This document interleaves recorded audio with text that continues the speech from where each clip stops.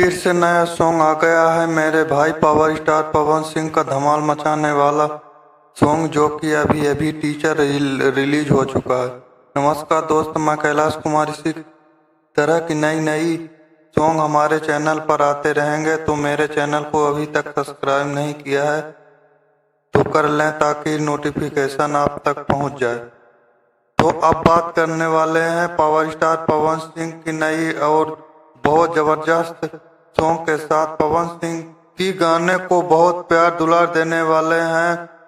गाना का नाम है जबले कुमार वानी। गाना बहुत ही जबरदस्त और बहुत ही शानदार होने वाला है, तो बने रहिए वीडियो के अंत तक।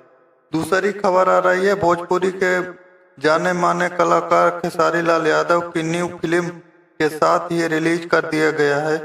फिल्म का नाम है फरिश्ता, जो कि कल सुबह 6 बजे रिलीज कर दिया गया है।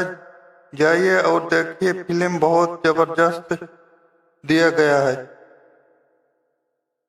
लोग देखकर बहुत जबरदस्त धूम मचा दिया है। आपको बता दें कि व्यूज की बात की जाए तो एक दिन में 45+ मिलियन क्रॉस हो चुका है।